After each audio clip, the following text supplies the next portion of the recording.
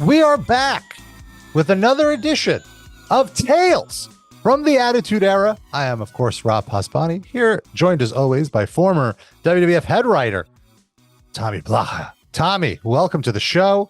It's a big episode, your first pay-per-view on staff, and it's a good one. No Mercy. I want to quickly remind everyone, if you want to follow us on socials, we post stuff during the week. We'd really like to have you there. We're on Instagram, on Twitter, X, and on Facebook. And it's TFT. Remember, oh, we're on Tout. Yes, also on Tout. That's a deep dive for the smart marks. That's when the WW, was it E yet? Or yeah, it was E by F? then. It was E by then. Instead of like going for a Twitter, they were going to back their own social media platform called Tout. And if you like something, tout about it. They would even do promos exclusively on Tout. Brock Lesnar was on Tout. I believe they owned it. They owned a part of it, yeah. And then it like fell off. It was kind of like a Vine TikTok early. It wishes it was that. Yeah, it wishes it was that. Exactly. It was Tout. Anyway, if you got, I just remember, tout about it. Yeah, I can't imagine.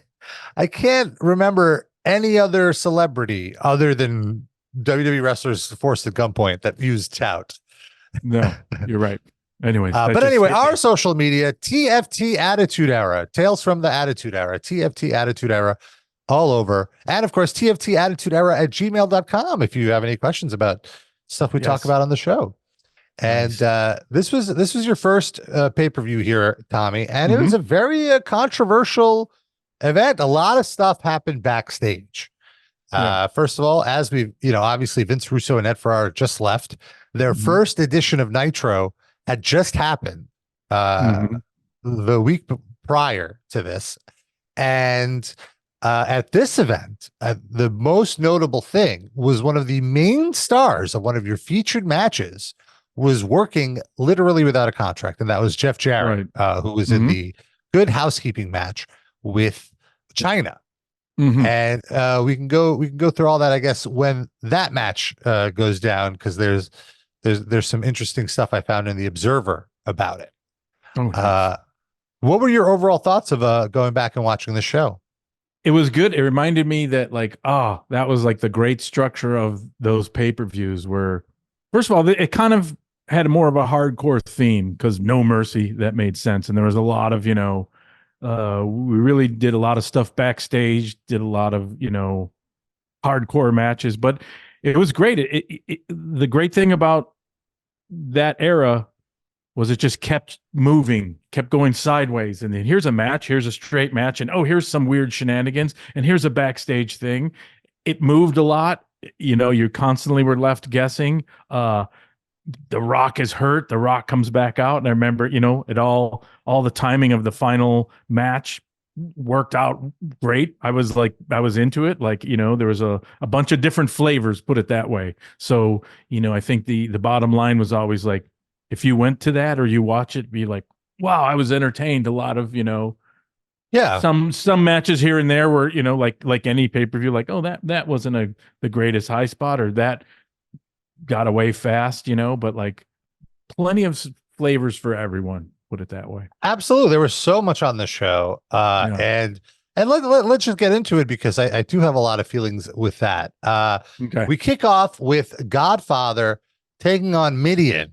And this, of course, rolls over from the last episode where Godfather offered Midian hose, and Midian was like, oh, do you have any animals? Oh, don't be weird. I don't want them to be alive. I want them dead. Right.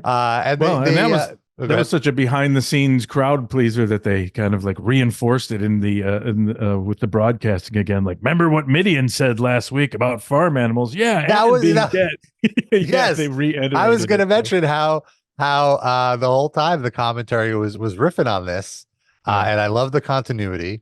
And again, look, Midian and Godfather, if you make a list of top workers in pro wrestling, I don't know if they're going to be in the top 100, but they were so over. Godfather especially. And it was interesting because there really wasn't work. There wasn't a work rate here. It's like punch kicks, punch kick, punch kick.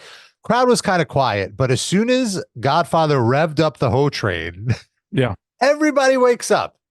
Everybody wakes up. Everybody's into it. And really, like, look, this is a fine opening match. It was only 7 minutes. And you know what? It was easy. It was great because, you know, it's one of those things, let's face it, it's just like a cheesy appetizer. Like, what are we going to get? Yeah. We're going to get that cheesy appetizer. Fuck yeah, we're going to get that thick, cheesy appetizer. You know, it's the hoe train. It's colorful. It's a crowd pleaser. And as far as the Godfather, you know, let's not forget, like, that guy had been around a long time, legitimate, you know, trained badass. And I think if you had anything about his work rate or what have you, it's because his knees were shot probably a couple of years before this. So, you know, those physical limitations, and also when someone's got, you know, knees are kind of creaky and they're 300 plus pounds. Midian, one of my personal favorites. What a great goofball. And then, you know, Viscera, he's always limited at 500 pounds, you know. I do remember on the way to this was pretty fun, like getting on the same flight as Midian and or as Viscera. And there's always something about just seeing people look at a guy get on a plane who's legitimately like, you know, what the hell was he? 6'8", 480 with a white mohawk and metal teeth. and he used to sometimes wear the contact lens gimmick in his personal life. So just seeing him get on the plane, just people like everyone kind of stopped like, what the fuck? Yeah. Google says he's 6'9", 487 pounds. So yeah, I think very easy to miss. Very easy not to miss, I should say. Yeah. I always liked nice guy. Rest in peace. Wonderful guy. Yeah, I always really liked him. I think there was always a place for him because he just looked so impressive. And this was like the best use of him, maybe like this era. I felt was like when he was presented as like a tough guy, and intimidating. Yeah, and you know what? And there was some limitations, obviously physically, but you know, let's face it, like that's a big part of the package. Is like, hey, I want you to meet this guy. He walks in the room. He's 6'9", 480. He's got a white mohawk and metal teeth. Oh, okay. He's on the card. Yeah, easy. But what can he do? Sell. We'll figure that out later. He's on the card. Thank you. Also, also just in general, like what stood out to me is how much bigger everyone was in this era. You know, like The Rock looks average in this era, and now in the modern era, The Rock is a giant. You know, The Rock towers over The Rock towers over Roman Reigns, who's the main guy. It's just so interesting how you had to be like over 6 feet at least to even be considered. Like a 6 foot person was considered short, I feel, almost, probably, right? Well, like Benoit was a midget. Yeah. You know, vanilla midget or whatever. But also, like, his huge neck and his, you know, his he made up for it width-wise. I would put it this way, and you're not wrong, but you were seeing different body types here and there, but you had to, like you said, make up for it. Crash Holly, he had that prototypical like collegiate wrestler body, kind of, but also he was made of rubber and he was small. And then you made that part of the gimmick. He'd come down with the scale. So he made up for it. You know what I mean? To be able to. Yeah. Then you had the Hardys versus Edge and Christian, and you could say that they made up for it by like ladder matches and flying and stuff. So that's not untrue what you're saying, but like, people. Yeah, they were some of the first, like the Hardys, I would feel like that was the start of it, of like, you know, smaller guys, let's say, but with more work rate that became more acceptable. I feel it took a while for Vince to get to that. Yeah. Well, the crowd always helped, you know. Right.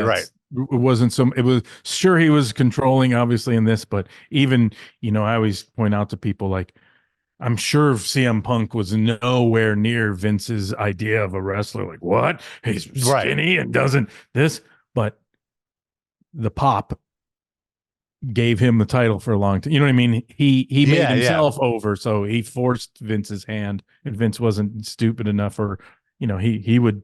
Yep, they love him, so I love him. Yeah.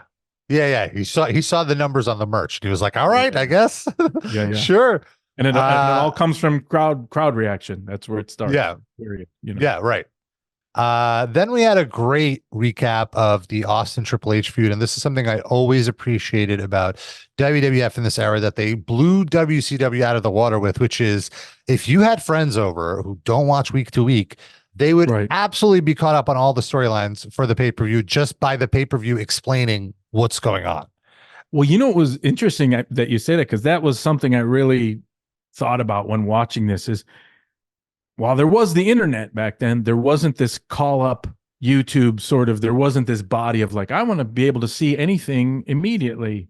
So it was part of the process to kind of recap things, which they still do in Sports Day, but also recap things, you know, in an entertaining way. And that falls a lot on the machine, which has had the studio back in Stamford. And so a lot of times it'd be like, okay, you'd write into the outline, like, let's do a recap of this. And then the pace was such, we'd go to the show live and then we'd just, let's see what the studio did. You know, we'd kind of watch the package in Vince's office. So you wrote the recap and they put it together? Is that what you're saying? When I say wrote the recap, we just put in a recap. Literally the word recap. So I'm not writing like cut to this, cut to that. That's what I mean. The machine was such that it relied on, you know, the studio and, you know, it's like Kevin Dunn's guys and however to be like, it was always top notch. You know what I mean? The graphics and everything was always great. So you're always like, oh, that's fantastic. So sometimes you'd lean on that when writing the rundown or whatever, like, let's do a recap here. So you wouldn't have to do anything. You might throw a phrase like, you know, Triple H's terrible time or something, you know, throw them stuff or throw them lines or whatever. But it was just like, yeah, see what they do. They're great. And they're always great. And that was like, I don't think they do it as much now because the problem maybe is people are immediately up to speed because they have the capability to just rewatch shit constantly, you know, at the snap of a finger, which wasn't quite like that. There wasn't, you know, this, like I said, YouTube wasn't this huge thing where like, I'm going to see everything. So most of the fans are like, I know what's going on. And in fact, a big part of, we had a lot of shows like Jacked or whatever, WWF, WWE through the ages just had like, they're all kind of like syndicated recap shows that would just kind of like either just like, well, let's go through some other matches or, you know, bring things up to speed. And you just constantly be promoting that to get to the pay-per-view. So, you know. Yeah, I always appreciate like those shows. It's like, okay, you don't have cable, you can't watch Raw. Here's all the big angles you missed. Right. I feel like that was like the purpose of those shows, which I always, yeah. And in fact, I even remember doing a thing where, because I started to wonder and worry like, hey, pay-per-views aren't that much different than Raw because Raw had to get, you know, the stakes were getting higher and like, why are people going to like watch this free shit? Why are they going to like pay for something? So you're always trying to like give them something more. Mm-hmm. So sometimes we'd even like back in the 70s, if you'd see like oh my God, Muhammad Ali versus Joe Frazier closed circuit, you wouldn't see any live clips of it because it would be like, we're trying to get this closed circuit live audience that has to go to an arena to watch it. They called it closed circuit TV. And so you just see maybe like, a still shot, you know, on Wide World of Sports or something. So we tried to be judicious about like, let's make the pay-per-view enticing in a way with these packages. Like, oh, here's what you missed. So, you know, people would have to buy it. And I'm still amazed at the time. It was like Raw and SmackDown and pay-per-views. Our family's going to be spending 20% of their income to watch 6 hours of wrestling a week. Fuck yeah, they are. Yeah, you know, like, exactly. Now it's even more. Yeah. Yeah. So that was great. Then we had a Triple H promo wearing the Kangol hat, very of the time, very just I giggled at the look, and some people say that Triple H lifted this look from Shane Douglas, who also, you know, Shane Douglas apparently invented the Kangol hats. Yeah, well, they had a very similar look in those eras. Oh, it was, but also if you look, remember what's his name? I think his name was Jim Thompson. There was the security guard, super jacked guy. Do you see him holding people back? He's wearing a leather backwards Kangol. Yeah, it wasn't the style at the time. Yeah, it's like saying like Axl Rose first turned the baseball hat around. Right. Not really, but how funny. Yeah. Then we had a match that I remember still to this day. It was like no time had passed when I watched Moola, the fabulous Moola, versus Ivory. I mentioned before how I would sometimes watch big shows with my dad. It was a very bonding experience. And he was all in on this Moola angle. Well, I remember, I mean, this match is a total mess. Like it's like all the credit to Ivory for keeping it together. Because that makes me happy you said that, because I have in my notes here, like, you know, put Ivory over. I mean, you got to understand, she's working with, regardless of their past and their abilities. I mean, you know, these women are in their 70s, you know, and they, yeah, exactly. And also, I don't know what it was, but Mae Young just missed all of it. Felt like she missed all her cues. Like she was in the wrong spot every time. Yeah. Well, I can't say exactly that because I don't know exactly, but that's one of those matches where you're like, who gets the credit? Like Ivory, and just a lot of subtle things. You know how like when you know, a wrestler's like out of place and has to like kind of take the little steps, you know, to like, oh, right. She had this franticness about her. I watched that match twice. It's like she was so good because she's like, holy shit. First of all, it's like they've got these spots and you got to come up here, and Moolah's gonna, and man, she can't even get up fast. So just the way she had her hair in front of her face and the way she worked that match, she was incredible, because you could look at that match like, oh, that match is a little dicey, but it wasn't these huge, like glaring super botches that were like, what's happening? You know what I mean? No. She kept this momentum, and sure, you saw like, you know, Mae Young didn't quite get on the apron and was supposed to, and you could kind of see Ivory's like, okay, gonna have to think on the fly here, and there's Moola who have enough experience to just hit me or whatever, and then okay, she's back on the apron. I guess we are doing that spot, and then she comes over, and then all is forgiven. You know, like you could be watching that match in the audience and like, okay, this is dicey and this is dicey. Then when Mae Young takes the fucking bump off the apron, all's forgiven. You know she did it like twice or three times. I'm like, oh my God, this is, again, like we said, this is a 75-year-old woman. Yeah. Just, I think 78 at the time. I don't know. 5-6 feet off the ground, just doing a straight jump down. Like there's no, like landing on her hip, or she just, I couldn't believe it. Oh my God. Yeah. and just like Moola, just like, you know, starting, you know, and I don't want to be rude about this, but it's like, oh, she's at the age where she's losing that, you know, her thighs. She doesn't have any muscle in her thighs, and she's, you know, a little bit, you know, chubby, and only saying that other than like, my goodness, that's, she's out there. Oh my God. Talk about ring rust. My God. And you're being much kinder than Jerry Lawler was, because at one point he comments, ever heard of the phrase midriff bulged? Which is woo. Yeah, but that's wrestling. Pull everything out, physical exploitation, but also like, even he like, am I watching this in slow motion? Yeah. They were great. They're so good during these Moola matches, JR and Lawler. Like it's just their comedy hour. They both know what jokes to make and what position to take on it. There was also a spot, but go ahead. I have to say again, just to put Ivory over, because you could, even though there's the humor and this and that, when something's really the drizzling shits as far as like pace and something, it takes, you know, it's just a vacuum. It takes everyone out. And I think people still like, okay, this is what's happening. This is crazy. But like I said, once they hit that one spot, all is forgiven. The previous shitty drizzling shits are forgiven, because like, holy smokes, she goes over and then she wins it. And it's, you know, and, you know, sure, people can say what you will. At the time was odds, like, because they're like, well, we're pushing Chyna as a woman, as a legitimate threat in the you know, male titles, so this is maybe disrespectful to women's wrestling, whatever. It's Gaga with the title. You can't defend all that, but at the same time, here's a weird different flavor, you know. It's like, one appetizer, and it was over by the end. Sure. And it was quick. And also I want to point out, I want to give Moola a lot of credit too, because she knew her limitations. At one point she tried to go to the second rope, and she was like, I'm not jumping off the second rope. And she just went back to the first, the bottom rope, and did a spot from there, which great. Like, don't do anything you can't do. And you know, with that Mae Young spot, there was one point where Ivory threw Moola out of the ring and then went to the other side of the ring to punch Mae Young off the apron, which is just like pure farcical comedy of just seeing this Yeah, old woman drop. But then Ivory ran and did a suicide dive, and I've never explained the move more literally, because she absolutely could have killed herself. Like, she tripped on the rope as she was jumping out, and like just went head first. And it was all like Moola saved her life. I think Moola moved closer to like sort of catch her and make sure she didn't fall on her neck. And that's just instinct, you know? And they're like, why are you doing a suicide dive on Fabulous Moola?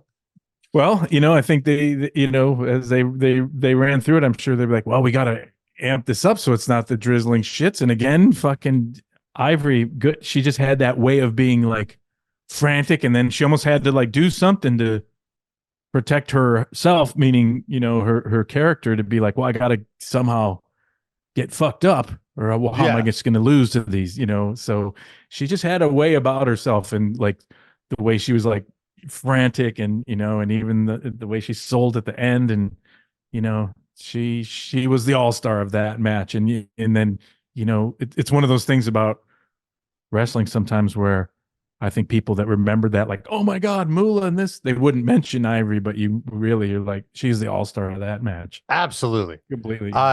Meltzer in the Observer writes that that Moola is officially the oldest recorded champion in WWF history at age 72. And that Moola was in slow motion, but her forearm blows look more real than the punches thrown by half the younger wrestlers in the business today. Hell yeah. Yep. I can't disagree with that. Yeah. Huge pop when she got the slowest schoolgirl in the history of the pin, as Meltzer calls it. But huge pop for the win. I remember being so excited that Moola won this. I wanted this finish. I feel like that's where you were leading fans. You wanted to, and I agree with you to the point that, like, okay, if you're trying to take women's wrestling seriously, this obviously isn't doing it. But for the way the women were presented in that moment, I thought this was great. I thought Moola and Mae Young were so over in the moment. And Moola's a terrible person. We've learned very awful things that she's done to a lot of women and hold a lot of women down. But if you just take her at face value of like the on-screen character, she was a very beloved member of the WWF family at the time, and it was cool to see her have this one more moment with the women's title. Sure. Yeah, and it's one of those things. Goodness, I know. I do remember Pat Patterson saying, "Oh, that Moola, she's tough. Back in the day, she have one of her girlfriend. She threw out in the snow in her underwear, and so I took her into my room, and and Moola was mad at me. Like, I'm like, what? Like, what was that?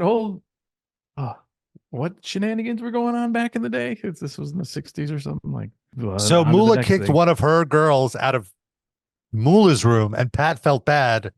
What I told you is what Pat told me, and that's all I'm going to say. And that, as far as speculating what he said, I threw one of her girls out into the snow in her bra and panty, and I took her into my room, I'm like, oh, all right, okay, but Moola did not like that, like,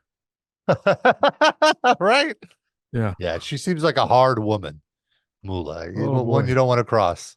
Yeah, goodness gracious. What was it like? Like, how were they backstage? Were they receptive to like the pitches and stuff? Were they kind of protective of their characters? Are you kidding me? What was preposterous is because I'm the one that kind of like, hey, ultimately the thing, we should, hook up Mae Young with sexual chocolate, which I even sold it, I think, as like, instead of like, he could say, instead of the old phrase, the blacker the berry, the sweeter the juice, which is a testament to sex with a black woman. I would say, like, he could misunderstand it and be like, the older the berry, the sweeter the juice. And we were like, no, that sold it. And so you gotta understand, they were happy to just be there. So every time we come into catering, I would get hugs from Moola and Mae Young. There's our man, 100%. So which was so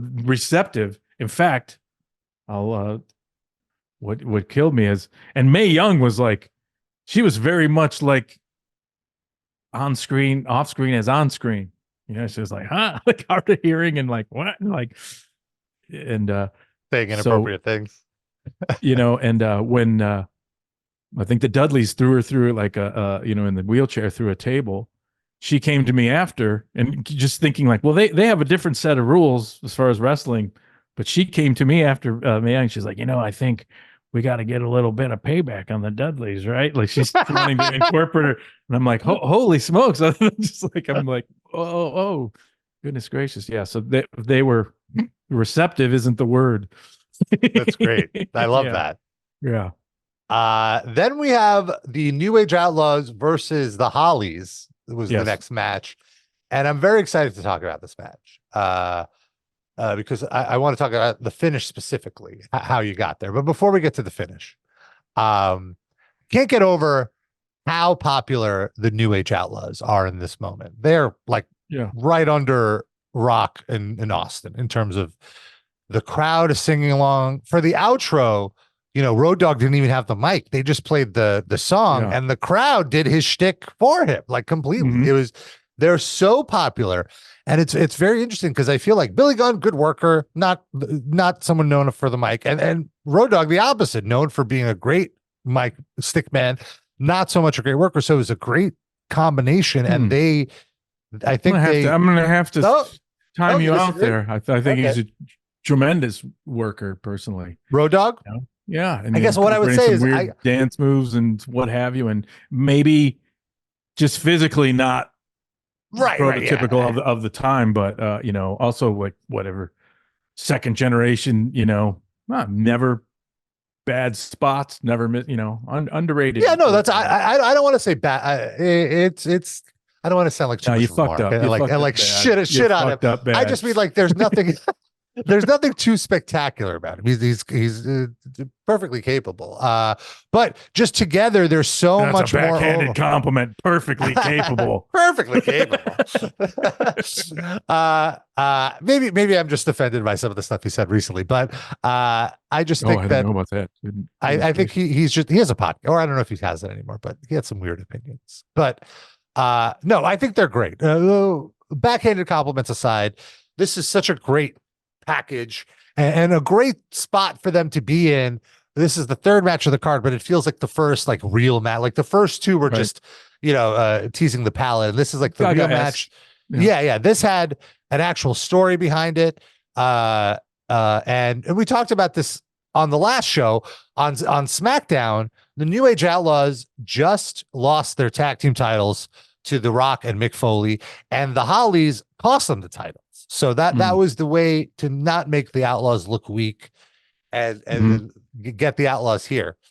And so what I want to know is with this, so how we get here now is you want the Hollies to win this match is how it's scheduled. But because the Outlaws are so popular, you don't want them to take two losses in a row because that would make them look weak. That would make them look like Herbs, and they're more over than the Hollies, so you don't want them to look like Herbs. So you end up doing a DQ finish, and I'm curious how you got to this, because I'm assuming that Billy Gunn and Road Dogg probably didn't want to take a pin. They didn't want to. Obviously, nobody wants to submit.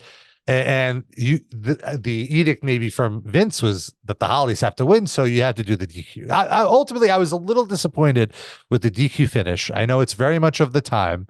Right. I like a good clean finish, sure. But I understand why you had to get to it based on how the booking was. Yeah, well, sometimes these things aren't exactly like followed through exactly like the linear way you just laid out. Sometimes they are. I would say certainly there was good problems, meaning like, God, they're so over. The Rock and Sock connection's so over. There's this tag team thing. We don't want to blow off all our heat by having the, two huge things go after each other. So it's kind of like, let's peel them off. How can we, keep them hot and relevant for a while? And then also, you got to remember too that like you can look back and be like, oh, they're so over. Here's their decibel level of the audience. But the Hollies, whether they were over that much, they weren't over as much, but you can only, but potentially they were. So it's one of those things where, maybe it just makes sense to, have some kind of like, DQ there, because, you want to, people to, keep their heat, and all at the same time, the Hollies were just starting to morph into like, I always love that dynamic of a tag team that would be on top if they could get along. You know what I mean? Because that can keep you relevant. That's for me, the trouble with booking, the hard stuff is like, how do you get people to lose and still remain relevant and hot? You know what I mean? And it's like, oh, internal strife. And that's always a good storyline. If only these cousins could fucking get along, they just might be fucking better than everyone. So that you can ultimately, oh, maybe they'll fight each other in a program in future or whatever. So that's always like a good dynamic, but maybe not at the time that fast. You know what I mean? Things were, you didn't want to, remember there's talk about like, maybe you don't want to pull that card immediately. Like, oh, they lost, and then they're already maternal strife where they're going to face each other. So, I think the teams were so resilient and hot enough, like, yeah, that makes sense. DQ makes sense. And also, yeah, you don't want to do it 2-3 times in a pay-per-view, but it just kind of naturally, like, and also the pace of everything you're deciding, fine. And sometimes you might even say, and I can't remember, just to tell you about like the pace of everything. It may have been in the rundown, New Age Outlaws go over. And then maybe with the, an agent might get the match and come back, and there might be something I would even be watching later and like, oh, that's a different finish. Yeah, they talked it out and they figured, they went to Vince and they figured this is a way to go. I can't even remember. A lot of times I can't. Yeah. So, so your say isn't even the final say. You're not the final say on the matter. No. No one is really, Vince is, but Vince, yeah. That happens a lot, that you'd look at rundowns and some finishes would be different. No problem. Especially, like I said, there's still a kayfabe room. The match still goes to an agent goes with the wrestlers and they'd be like, hey, we should do this. Or that's what was great about the machine. A lot of people brought a lot of stuff. So you could see things that were, because a lot of times it was like, what are we doing with Austin and The Rock? You're always wanting some kind of like, for every time you see an outcome like that, there was other things about like, well, how about Austin gets hurt on the ribs and he comes back? How about this? You know what I mean? You're talking about all kinds of like possible scenarios, and then so that takes up a lot of your time. So yeah, you never know what can happen a lot. I'd say a good 20% of outcomes were like, that's not exactly the same. Or sometimes you'd say, so-and-so goes over, but you wouldn't know how, you know what I mean? And it might be something, and you're also like looking at what happens in matches as far as your storyline. There might be like a match where, oh, so-and-so goes over, but, let's say they get their ass beat the whole match and then they go over at the end, but the other, opponent made a really good showing or something happened, like, oh, we get to push them. So it isn't always like this cookie cutter. You lose, you're down. You win, you're up. There's some subjectivity to that, it's not. Yeah, exactly, I agree. That. Yeah. And also it was a safe thing because it was the Hollies that brought in the chair, but then they got it wrestled away from them. And that's how the faces got caught. And we we're flowing in like a lot of, and then, Mick wants to go talk to the, when they did like the bathroom thing or the little vignettes, it's like, oh, he sees the Hollies in the hallway and they're talking about the match or something. That's what I loved about that too. It was always this, which was a bizarre thing I think we talked about before, which is a very strange thing that was happening in wrestling, which is, so if you remember at this time, there was something called GTV, like, oh, there's like secret background footage, backstage footage, and then the announcers would have it and like, ooh. But what naturally was happening is we started treating the camera just like it was a movie camera, in the sense that like you're seeing stuff that was just privy to only the audience, meaning there wasn't an announcer, there wasn't Michael Cole going like, hey, I'm with Mick Foley and he's looking for The Rock and The Rock's in the bathroom. The camera's just following them, and you're just, these things are unfolding like scenes. And the bizarre thing that would happen is sometimes the announcers would see the footage and then they would comment on it, but there might be some information that the other wrestler wouldn't know or shouldn't know. So it's like this kind of mix of the fourth wall, so to speak, is broken. and it just worked. And and when you stop to think about it, you'd be like, hey, wait a minute, does that make sense? Because why do we need GTV when everything backstage is just kind of privy to the audience, but the other wrestler wouldn't know that? What? It'd make your head spin. Am I making any sense about but this? Yeah, that I think it's interesting that that you were the one that kind of, would you say you were the one that kind of championed this for them? Because I did notice around this time is when they stopped acknowledging the camera, sort of. I wouldn't say I championed it. I wouldn't say I didn't champion. I would say that like this is odd. Isn't this working? This is fine. And then like so we just wrote stuff to be like, okay, you're just always trying to fold back in on yourself as far as like keeping people out there. So like while the Hollies had their match, oh, they're in the hallway, they're entertaining, because we're trying to like, I would always try to find like things outside of the matches in terms of like that dynamic between. That's a funny dynamic. Bob Holly, fucking tough as nails, no bullshit. His weird cousin, spectacularly good, but prone to maybe like be the Dennis the Menace goofy type. Bob Holly pissed off, and importantly, a tag team that could be on top if they didn't have internal strife, because that always protects them. It keeps them like relevant. That's why they can lose or not be part of. You're always looking for if someone's not the champion, are they just to the wayside and are they going down? No. And, same with like the APA. It's like you want people to be involved in feuds or doing things that is entertaining that's outside of just going for the championship, if that makes sense. So, yeah, of course. All right. So then now we have the Jeff Jarrett and China match. yes. And why this is so controversial is Jeff Jarrett's contract had expired 2 days before this match. Right. And so he had quite the negotiating power because this angle was built for quite a few months. Chyna actually said that the match was originally scheduled for the previous pay-per-view, but Vince Russo thought it'd be a better idea to stretch the angle out and push it to the next pay-per-view. And Russo is gone by this point. Right. And also, Russo wants Jarrett in WCW as the new top star in WCW. Jarrett and WWF brass aren't really on the same page about his push. A few months prior, Russo tried to pitch an angle where Jarrett would work with Stone Cold Steve Austin, who was the top guy at the time, and Austin didn't want to work with Jarrett. He thought Jarrett was beneath him, and that created a big beef for Jarrett.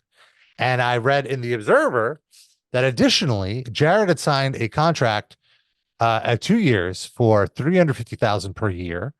And at some point in the last year, he was, quote, pressured, convinced, whatever, to take a pay cut to a $250,000 base, which is quite a pay cut.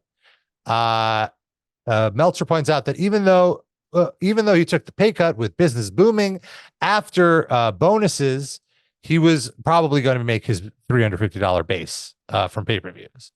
Now, and so the way the story was told in the moment was that Jarrett held up Vince McMahon for $250,000 to $500,000 in order to do this match. And for the longest time, that was the narrative, and that Jarrett would never be welcome back in WWE because of it. And that's part of the reason why when WCW went out of business, Jarrett decided to start his own wrestling company, because he knew he couldn't go back to WWF because of this. Now, Jeff Jarrett, not too long ago, well, and then eventually came back. Or was there another reason he started TNA? Was that what you were laughing? No, just a lot of bullshit to unravel, and I'm sure there's truth in there, but and I'm not privy to everything, but neither is anyone else, I guess. But well, Jarrett on his podcast, he has a great podcast called My World, co-hosted by Conrad Thompson. They actually went through this whole time period, interesting. And Jarrett gave his point of view for the story, and it was the first time he spoke about it. He never really discussed it, and when you hear him say it, it honestly makes perfect sense. He was not trying to hold them up for any money. What he was he went to Vince's office, and at the time, the way the pay structure worked was you would get bonuses based on your placement on the card, and how much the house drew. And on top of that, you would get bonuses if you were on pay-per-views based on what the buy rate was. Those bonuses did not come in until 6 months, maybe a year after the pay-per-view had happened. Jarrett is leaving. He's not going to be around in 6 months. And these bonuses, there's no set formula. You can't, it's basically at the whims of whatever McMahon wants to give you as a bonus. So from Jarrett's point of view is his contract was up. He was already being a nice enough person to perform without a contract. He feels he is owed all of this money, all these pay-per-view bonuses for the last 6 months. And he's worried by leaving and going to WCW, he might not get them. And he felt that this was his only leverage to get the money that he felt he was rightfully due. So he went to Vince. He's like, Vince, I have no problem losing to Chyna. I have no problem doing this match. I just want to make sure I get my payment. And it's this much money. And the way he tells it, there wasn't an issue at the end of the night. Vince paid him, told him to go to the box office, and he got a cash payment. I might have this wrong. It might have been a check directly from the pay from the box office, because Vince claimed he had no problem with it. Dave Hebner's silver briefcase. Always had a lot of. I don't quite remember the specifics because it was a few months since I'd listened to this. But this was a big controversy at the time, and there's a few other notes about it that I want to talk about. But I wanted to get your opinion on where I am now. Did you, as the writer, get word from Vince? Oh, Jarrett's trying to stick me up. Did you get any of this? Yeah. Well, I'll tell you exactly. I think that's all reasonable. It's funny because to me, it's just like zero controversy, especially in how wrestling works, and everything he did was completely reasonable. Like, because otherwise, what would you be like? Well, I'm sure the wrestling promoter's going to pay me out fine. What? Yeah, let me hound them in 6 months when I'm not even working here. Yeah. And again, so from my understanding, basically contracts, I'm sure they're all different, but there was a downside guarantee. And so there's a lot of like things, meaning like I sign $250,000 per year. That's my downside guarantee. Next day, I blow my knee out. I can't wrestle all year. I'll get $250,000. Then you get increases based on all kinds of things that are like pay-per-views you're on, successive pay-per-views you're on, merch, sure, box office, and a lot of that stuff, I think through the years was like, yeah, a percentage of the box office. What's the box office? It gets all murky, but generally what you said is correct. I do know for a fact that his contract was up. And from what Vince said, it was all set. We're like, okay, we're going to, it was one of those things where China's going to go over and be the first, I see there wasn't even anything to discuss or to write about it. And Vince said from before the pay-per-view, from the week before, he said, and remember at a production meeting, or even the production meeting for No Mercy, he was like, well, Jeff Jarrett's contract is up, as of last week or whatever, but he's doing the right thing, and and he's going to put Chyna over, because that just goes to show you, what kind of man he is and what kind of integrity he has in this business. I mean, that was his. Whether inside he was like, God damn it, I don't think so. That's what he said in the open, and that's what he said all along. And when Jeff was around, people were saying goodbyes or whatever. He was very cordial to him. Whether you could say he held him up, I'm sure Vince would do nothing but he'd probably like you better for holding him up than if you said like, yeah, whatever, Vince. Ugh, simp. Yeah. You know what I mean? So, to me, there's zero controversy, and I'm sure what Jeff Jarrett laid out there was absolutely accurate, because there's not even, there's no controversy. But that's what Vince, said behind the scenes and said at the production meeting. I remember he's doing the right thing, and that it just goes to show you what kind of a man he is. That's old school, post Montreal screw job, time honored, do the right thing wrestling thing that he was, saying that. Right. Did, so. Well, it was interesting. So I guess the heat went on Jim Ross for, having the contract lapse, because he was in charge of talent relations. And Jarrett was asking for $400,000 and a $450,000 downside guarantee, over 2 years to stay, which is apparently what he got from WCW, and would Titan ultimately match roughly the same pay category as Jericho is getting, but not until after Russo left, and probably not until the realization that he had the Intercontinental title and could have embarrassed them by leaving without doing the job. I guess that was the other thing. They were very worried he would take the IC title to WCW like Medusa did, which can kind of be bullshit. I think this is partially bullshit because when Medusa did the title thing, WWF sued Turner because the title is their intellectual property, and that's like a copyright thing, and they won. So I think that, like, even though they might have feared that they were going to do it anyway and like just pay the fine. I guess that's reasonable. Well, okay, because all that stuff's good for business anyways, really. Yeah. But the big one was when Flair took the title, but that's when the guy from Pizza Hut that was running WCW was like, I don't care. I'm not, it's something supposedly like, you owe me a deposit for the actual belt. Well, I'm not paying that. And Flair took, right. Yeah. That was huge, and yeah. So this actually lines up with what you're saying. On October 15th, after being incommunicado most of the week, Jarrett talked with McMahon and seemingly both put the heat on Ross for the negotiations falling through, and Jarrett agreed to work the pay-per-view and drop the title, and in return, WWF praised him publicly and claimed the departure was due to a contract dispute with Ross.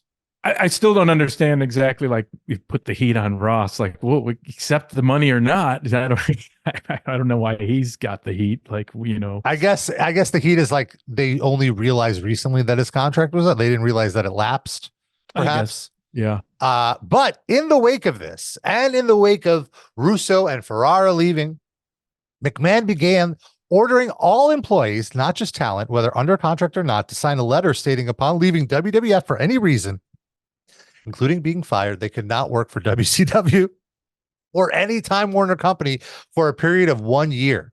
Most, but not all, employees signed the contract. Whether this will hold up in court is questionable, since WCW in contracts had a 90-day non-compete, but they failed to enforce it.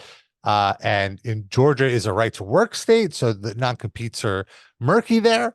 But the one interesting person that didn't sign the non-compete was Terry Taylor, who is heading the group in charge of writing WWF television shows, according to Meltzer. And he refused to sign, which spread rumors that he might be WCW now, which I believe he actually ended up going to WCW not too long after this. He was at the tapings and was scheduled to meet with McMahon, looking for a deal which would give him more long-term security. Do you remember one of these non-competes? Do you remember any of this signing anything like this? No, because, there was just like little rumors, and Terry Taylor was always around. I loved Terry Taylor. He was nice, and just there was so much shit to do. You kind of didn't even like give a shit. Like, what's happening? Oh, I guess apparently this and that. Oh, is he gonna? So what's gonna happen? Oh, he's gonna put her over. Okay, fine. You had a million. Yeah, you didn't even have time to process because you were so worried about the rest of the show. And also, you realize too, like, wrestling's so funny like that. I think it was good for me to be like, to not give a shit about a lot of this stuff, because it'd be like, hey, have you heard this? Fuck. There's so much subterfuge. There's so much bullshit. There's so much, behind the scenes, possible this, possible that. So, I just, you don't know, but you kind of heard like, oh, I guess Terry Taylor's going to WCW. Oh, well, okay. You just expect one day to be like, oh, he's gone, or hey, he's leaving, or, if not, like, there's plenty of stuff for everyone to do behind the scenes. So there's just zero controversy. I think that's the retrospective people kind of thinking back, like, all this stuff's happening. We're just like, holy shit, we pulled the show off without everything fucking up. Woo. Okay, what's right? You know what I mean? And then 2 weeks after, like, hey, do you remember what about this at No Mercy? You're like, what? No Mercy? What's that? That's 8 days ago. Like, there's no time. It just was like the pace was just relentless. So, but I never heard any of that. Like, that's funny. The heat is on Jim Ross. That might just be Vince having fun or being a dick or whatever. Like, yeah, it's Jim Ross's fault. Like, well, right. Okay. I mean, I find it hard to believe a little bit, like, and then also it's reasonable. All these guys' contracts coming up, certain things, and it all makes sense. And that's all part of the wrestling business. And Jeff Jarrett's a veteran, so like, yeah, of course I'm gonna, force my hand or whatever. That's right. Yeah. That's completely within the rules of the game as far as I'm Yeah, concerned. There's two generations of promoters above him, his dad and his grandma. Of So I course. think he knows a thing or two about this. Yeah. And also you're dealing with, what's funnier, you're dealing with a wrestling promoter for 100 years. Would you say, Yeah. hey, I don't know, he did that wrestling promoter wrong? What? Like, what? Yeah.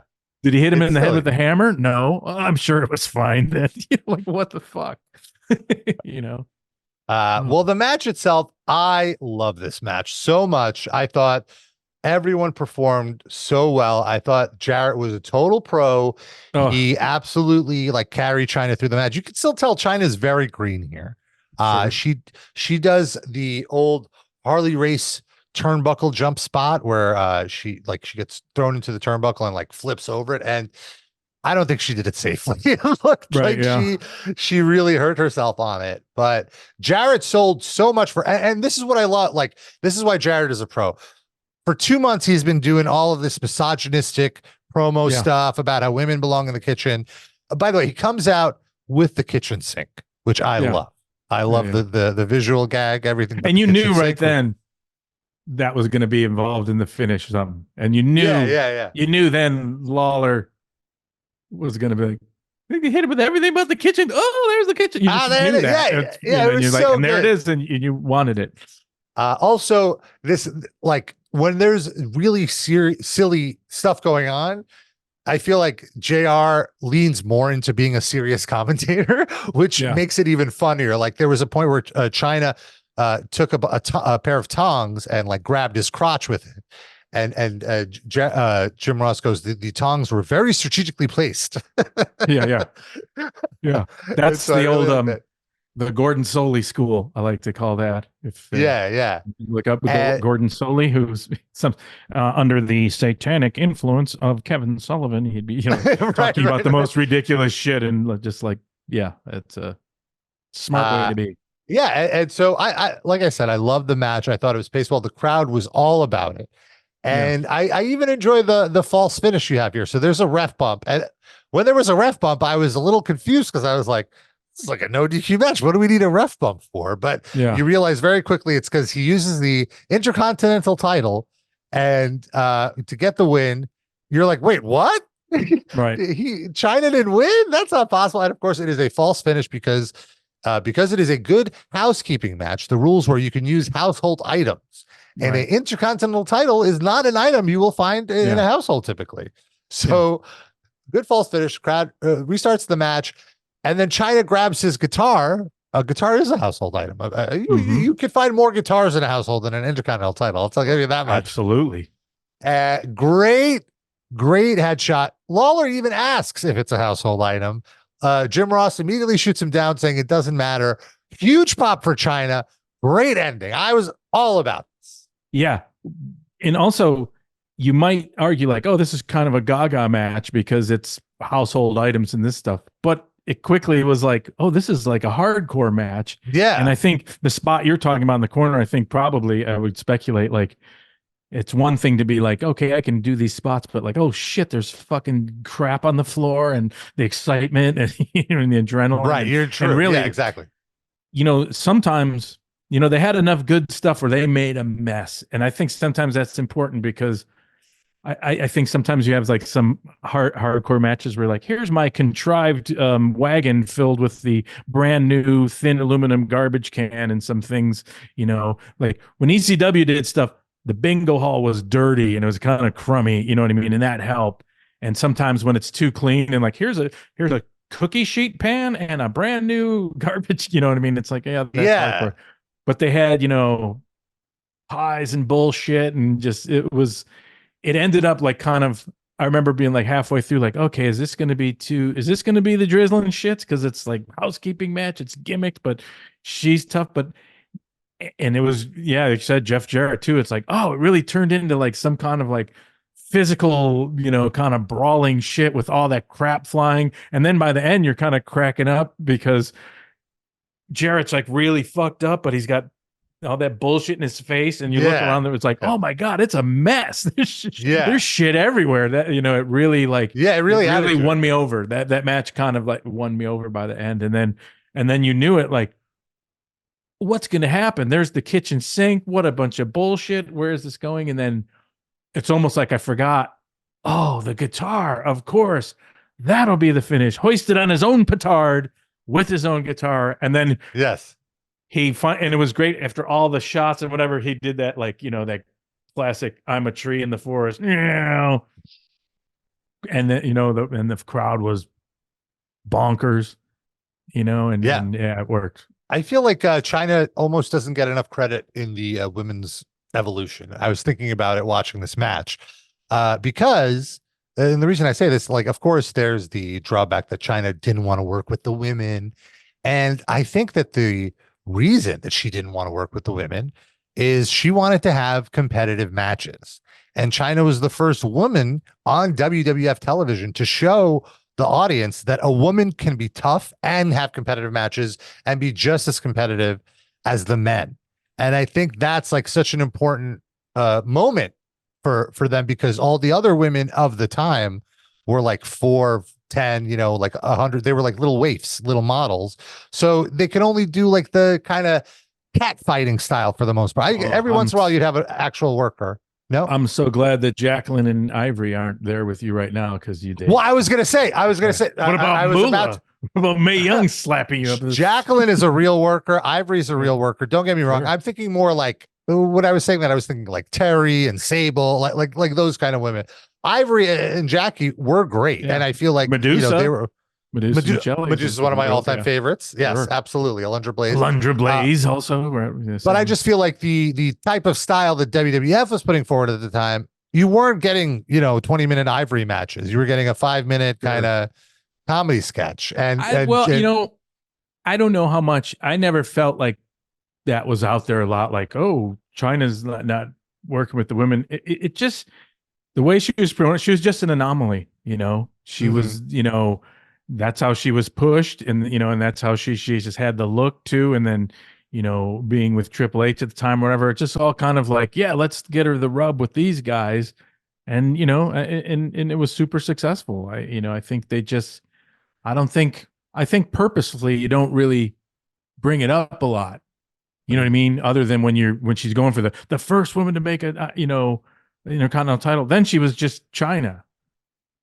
So you didn't really kind of like, why isn't she in the women? You just was never brought up as well. You should. Yeah, no, absolutely. It's not like, it's not like on air she was. They're projecting that she's above the women's division. It's just it's more the hearsay that I've heard about backstage stuff. But regardless, though, it's just she's so like I can look past all the flaws of Chyna with her working ability, because just the presentation was so great, and it was such a unique character like overall, that it's one of the most iconic characters in the history of the Federation, I think.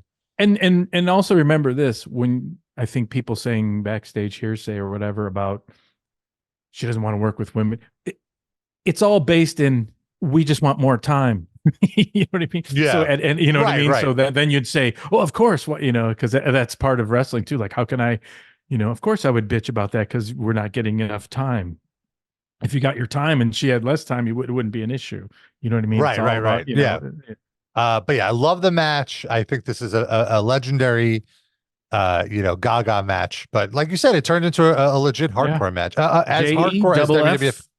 JARRETT.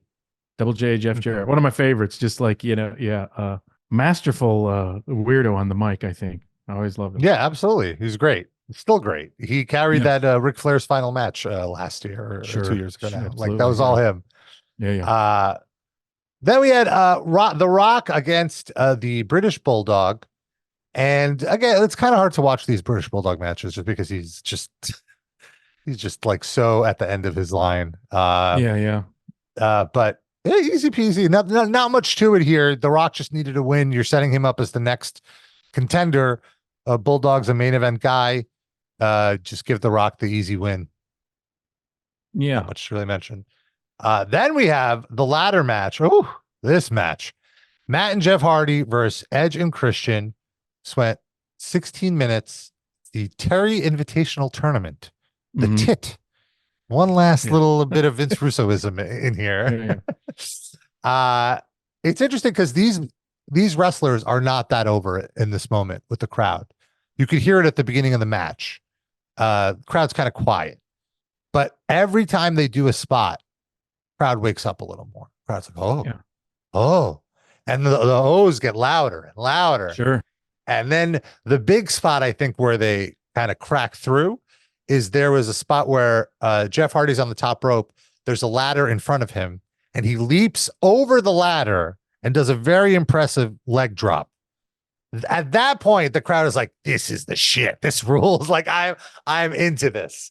Yeah. And it's fascinating watching it now because the ladder match is such a trope in wrestling, and there's all these spots that you expect, but the ladder match wasn't a trope. This is like maybe like the fourth or fifth ladder match in the company's history at this point, and the first tag team ladder match that they've done. Right. And some of the spots here are like, it blows my mind. Like, oh, they're still doing this spot in like every ladder match, you know, like these kind of seesaw spots, or like, this was so innovative. This wasn't even like the ladder match that they're known for. That's like 2 or 3 ladder matches down the line in like 6 months, but there's still so much here that's just unbelievable. Even you can really tell it's a great match because as it goes on, Jim Ross is even like losing his shit. Like these 4 men are putting it all on the line. They're working so hard. And you know, he means it, you know, like you can tell when he's like really into it. What was your take watching this again?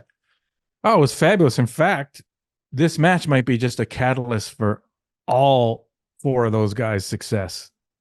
Absolutely. And they just went boom, you know what I mean? And entrenching them in as, you know, professionals. And, you know, sure, they were, you know, over to a certain extent, but this match put it, and not only with the audience, but with the backstage, people were like, oh my God, you know what I mean? And what I liked about this pay-per-view, I remember, like, even back in the day, how you design like a poster for a wrestling card, you'd always have like the women and the minis and a bear, and you know, you have to put. And so this pay-per-view had, like, you know, if you were to like still have that holdover of explaining a pay-per-view to someone, or explaining a wrestling card to someone, like, well, we got this and we got this guy, he's a pimp wrestler and he's got his hose, and then there's this huge guy, and then there's this, you know what I mean? There's just so much, and then we get to the meat of it and the main eventers. So, you know, it just had everything. And so this, again, was something that could be like, you know, you're trying to put yourself in the audience, like, now what these guys in ladders, what's going on? And that match was just like, everything's like a palate cleanser to something else. And then this one was like, you know, didn't take away from anyone's, didn't need to be a championship, you know, and it was so good where it kind of like, who won? You almost like, oh, it didn't really matter. You know what I mean? There was such carnage, and it was so wonderful like that. And I think you can also see, if we were to speculate, these guys being fans of, like, you're right, the ladder match generally were just like a shitty gimmick. That'd be like, just, you know, there was always an obsession with hang something from the ceiling, and then there'd be like the old school one where, like, okay, I got to trudge up the ladder so slow because I'm waiting. Like, whoa, you know, and those isolated slow spots probably wasn't until, and maybe don't have my history up to snuff, but probably wasn't until Shawn Michaels and Razor Ramon, that was the first, like, oh, that was a ladder match that had some spots, and that was like Shawn Michaels, you know, overselling Wreckage, wonderful performance, you know, and they probably were influenced by that, being a little younger, watching that, all 4 of these guys. Like, so I remember them, you know, even like, lucky it was like a pay-per-view, because it wasn't like you got 4 minutes, you know, or anything like that, which sometimes, you know, that always kooks a gimmick match too. Like, wait, you're on top and we got to go home, and what do we do? Where this is just could play itself out. But I remember them, they all had, like, they were all getting together, they had like notebooks, and they were drawing diagrams of things. And then you saw, in fact, probably one of the greatest spots was when Jeff Hardy went over and they had the ladder, like a seesaw on another ladder, and then he hit it, and then he went up and hit his brother and Edge, I believe, and then he even hurt himself, and then they both went, and that actually got like a weird traditional standing ovation. If you remember that front row, yes. it wasn't just like we're over. People were like, oh, I have that in my notes. Yeah. Like, wow, yeah. Seesaw Spot gets a standing ovation because they never seen anything like it. There's no context for this spot. This was the first time it was ever done. It was so innovative. And they got a standing ovation going back in the backstage. You know, and the next night I remember on Raw, I mean, we'll get to it next week, but I remember all four of them come out, and again they got a standing ovation. Like they were all baby faces in that moment, because it wasn't about the feud. It was just like, we respect the hard work that you guys just not only that, it goes to show you that was like, you know, wasn't any long-term thinking in terms of like, we're gonna have a ladder match and then we're gonna go to this interview and we're gonna do this and we're gonna plan this. Like, no, it's just like the match would have sucked. It would have been like, okay, what do we do with those guys? I don't know. The match was such a great thing where it's like, yes, we should have an interview with them about like just the carnage of the match. Almost like, I remember saying like, you know, when you talk about the Ice Bowl with the Green Bay Packers, people are like, my God, what was it like playing in that? People lost toes from being frostbite. Just like, you got to talk to all the combatants. Like, it was such carnage, you know, and what an incredible thing. And they just, you know, they made it like that. And, you know, it just, like I said, it was a catalyst for all their careers and subsequent ladder matches. Kind of like, oh, where do we go from here? But yeah, they took everything shitty about a ladder match and threw it away. Because even how they were so good at like that classic, you know, like I said, I was always shit on ladder matches where like you could see the guy like, okay, are you going to roll in? Because I'm going up to get the belt. Right. You know, I got to trudge up like Frankenstein, you know, like, wait, where are you? You know, oh, you got to push the ladder over. Like, okay, step 4, you know, in fact, like just run up there and get it, you know, but these guys were like, they were hurt. So they were like, I can't get up the ladder. They, you know what I mean? They just, they did everything. And also just sometimes in hardcore matches, it's a flaw. Like, I'm setting up this weird thing. Like, okay, I'm putting the table here on top of this thing. And then the other guy's laying there like, shouldn't you hit me? I don't want to be selling here while you're creating this Rube Goldberg thing. And like, oh yeah, okay. Oh, let me hit you a couple times so I can, oh shit, this, you know, the table leg isn't right, all that kind of shit. They did all that flawlessly, even with that, the aforementioned gimmick where like, the ladder's got to go on the other ladder and I got to hit it. And then you two got to get hit in the chin by the bottom. It was just like, they got the standing O. It was like, oh, that worked perfect. So much crazy, weird little shit going on. And they just, nothing looked contrived in that match. Like, I'm setting this weird thing up, you know, and incredible. Yeah. Yeah. Loved it. One for the ages. Yeah, definitely. If you go back and watch one match from the show, this is the one easily. Sure. Then we have Val Venis against Mankind. And right before this, I'm sorry, The Rock came out and he basically declared that he wants the next title shot. And as he was leaving, Triple H attacked him with a sledgehammer. And I was shocked to see that he used the sledgehammer properly. Yeah. It must have been a gimmick sledgehammer, because after a while he just stopped doing knows? that. What's a gimmick? I would hope it was. Then we have Val Venis against Mankind, 926. This was a little tough for the position they were in, because it's already late in the show. Mankind way more over than Val Venis, very clear here. And but I think they did what they needed to do. I like the gimmick of Mr. Rocco being in Val Venis's crotch, and Mankind constantly having to like go in his crotch to get it. And then doing the double Rocco Sacco with Sacco in the mouth and Rocco on the crotch. In general, it does really feel like I mentioned previously, like the Val Venis character has sort of run its course.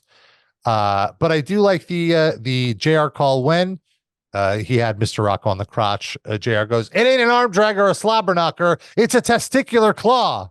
Right. Yeah.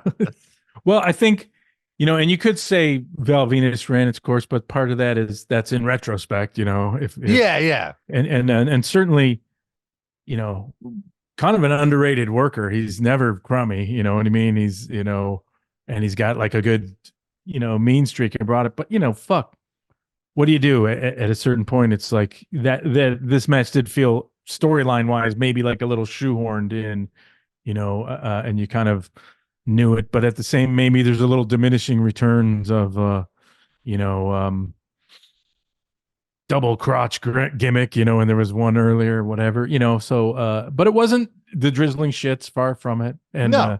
at a certain point, you know, you know, you get through it, and it wasn't, you know, and it still was Mick Foley, and, you know, what was going to happen later still was on the table. So, you know, there you have it. And apparently, according to the Observer, the match drew far more attention on TV than live, as live a woman was undressing during the match, and the crowd circled around her, not allowing security to take care of it. Most of the crowd reactions during the match and the background chants that didn't make sense were for that. Right. I didn't notice this. That's pretty good. I'm sure that was a little enhanced. I can't imagine like circle of, we got to get in there and get her clothes on. No, don't let anybody through. Yeah. You know, yeah, sure, that was a little embellished, but maybe not. Who knows? Wrestling crowds, you never do know. X-Pac won a 4-corner elimination match over Kane, Farouk, and Bradshaw. I was shocked this was a 4-corner elimination match, meaning there would be 3 pinfalls. Mm-hmm. And again, you could sense the crowd is kind of tired at this point, which is so funny because it's only like 2 hours into a show now. Pay-per-views are 4 hours, and but it was fine. It was all right.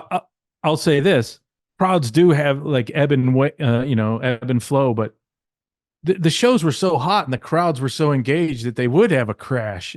You know what I mean? Well, right. You say people had 4-hour shows, but they're more relaxed looking at their phones, and that's just, you know, that's just a sign of the times. Like I don't remember, you know, all the shows I go to lately or whatever. That's just a sign of our times where people they don't seem to be that focused and engaged. So they wouldn't have a crash, you know, of like, oh my God, I've, you know, been cheering so much or whatever. So there is like a natural point in just the show, just, you know, time wise, where, oh, I got to chill out a bit because, you know, people are fucking screaming, you know, so much and just so hot, you know, if that makes sense. Yeah, absolutely.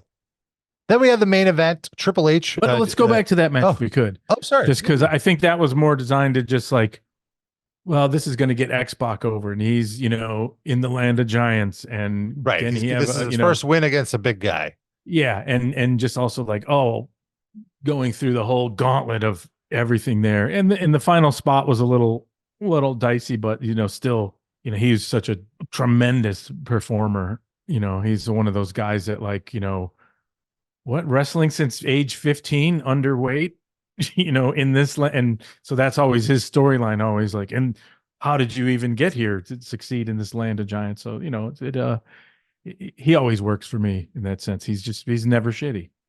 Yeah, a little underrated, I think. I think so. Overall. Main event was Triple H against Steve Austin in a no-holds-barred match for the WWF title.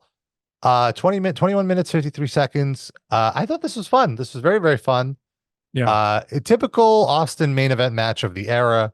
Starts with a brawl, get the crowd. That brawl really woke up the crowd, I thought, because they were a little shot. And then as soon as wrestlers are like 2 feet away from you, you're much more awake about it. Oh, and not only that, some of the best, shout out to Kerwin, the director, and some of the best POV camera in the audience stuff.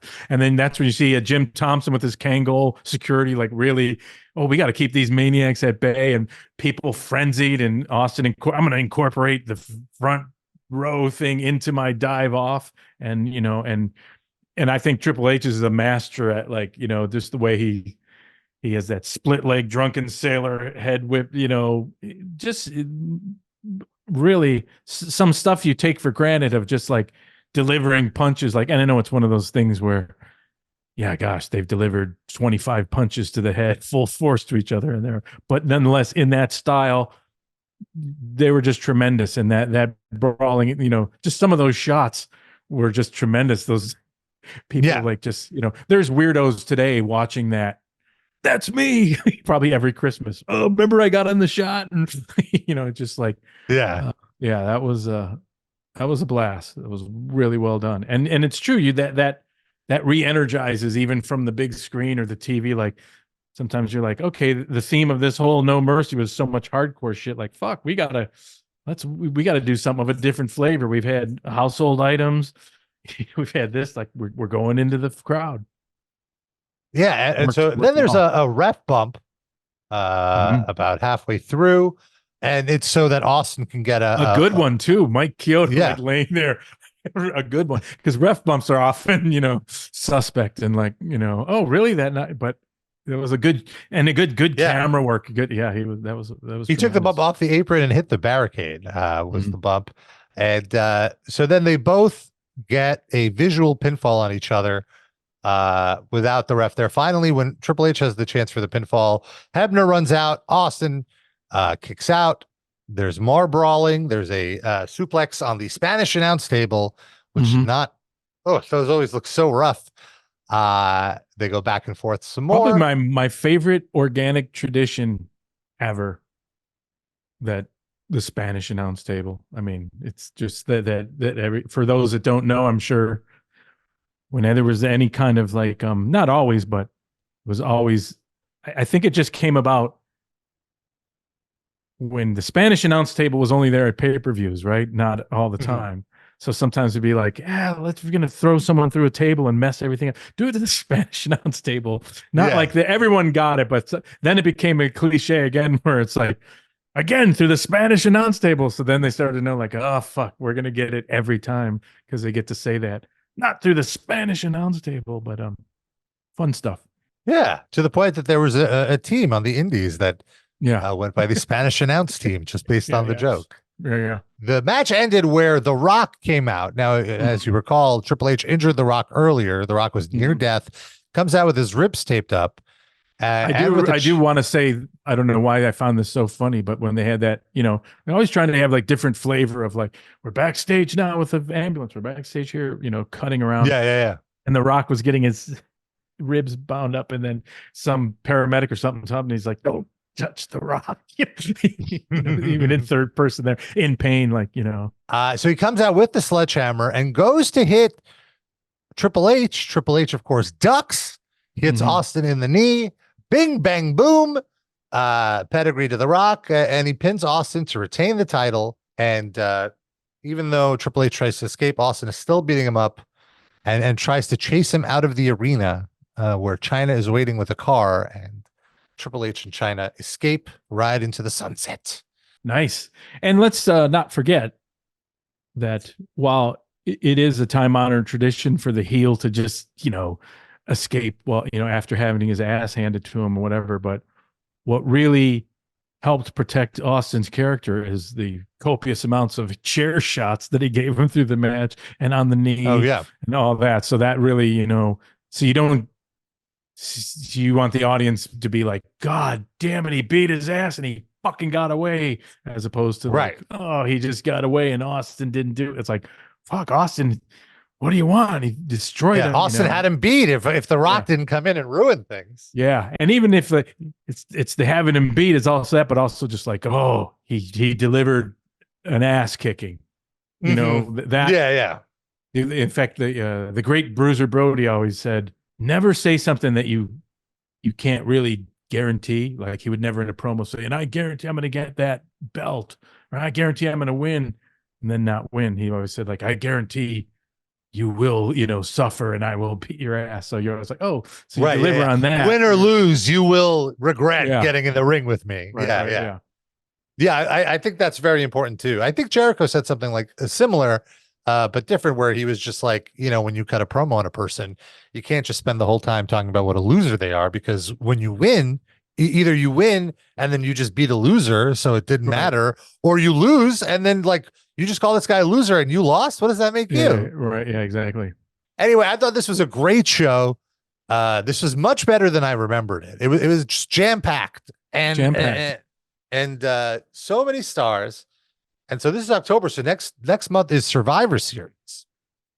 And we only have Austin for a few more weeks now because his neck is thrashed. So definitely the next month is going to be a lot of interesting behind the scenes and in front of the scenes stuff. Yeah. Any final thoughts about WWE No Mercy or WWF No Mercy 1999? Well, just that rewatching this, I just remember it being like, wow, what a spectacular time. And just, you felt if I were to use a visual aid, the trajectory was like this, you know, and everyone was on the same page and everything got pulled off and everything, you know, as far as like just from a TV production perspective, the idea was to always have the announcers be like, holy shit, I can't talk about that now because now we got this and holy fuck, what's happening? Because sometimes you talk about like, sometimes it's a pet peeve of I'm talking about other stuff or I'm promoting stuff while I'm not paying attention to this match. You know, so it just had this, you know, if you always say, if you look at a pay-per-view or a card like a meal, it had, you know what I mean? In fine dining or whatever, be like, yes, there's your weird cheesy appetizer. There's this. Oh, and now there's this. And then there's this entree and there's this. And to me, it had it. It was just, Yeah. you know, it had Gaga. It had, you know, one might argue that it didn't have good technical wrestling match, you know, but what the fuck? There's so many hours of wrestling a week. It was so over, and maybe that's some, you know, people who have like, that's not wrestling like I, you know, used to know it or whatever. Yeah. But fuck, you're allowed to have a pay-per-view like that. And also this pay-per-view was No Mercy. It's tended to have that hardcore theme or what have you, but it all worked, you know. And then what was good about that is if you felt like that, to be like, well, then maybe we'll lean into more wrestling in the next show or whatever, you know. And you just had your tool chest, you know, and you're just constantly trying to, like, you know, switch it up. So, but tremendous success. I remember everyone feeling it was a tremendous success at the end. And again, that's the wonder of live TV, which is just so fabulous, because when it's over, it's over. There's no, are we going to fix that in editing? Are we going to do this? Like, no, it's been broadcast simultaneously, you know. And then there's just people rolling up cables and tired, and you know, and you know, and there's nothing better than going to my favorite thing, going to the hotel or whatever, and my favorite person ever was to go have a beer with Jack Lanza. Just like Blackjack Lanza. Yep. And anytime he had a story with this, you'd have to stop. Look, I'm in a real hurry. Shit, Lanza's lighting up a cigarette, telling an Andre the Giant story. Fuck it. Awesome. Intoxicating time. Well, Fabulous. We'll be back next week with the Raw after No Mercy and learn more about it. And as always, of course, we'd love to hear from you. tftattitudeera@gmail.com. Any questions or comments, you can answer them on our social media, which is at TFT Attitude Era. Let's get one of those weirdos who was looking at the camera in the brawl in the audience. Hey, that was me. We want to hear from you for sure. Let us know. And until then, we'll see you next time on Tales from the Attitude Era.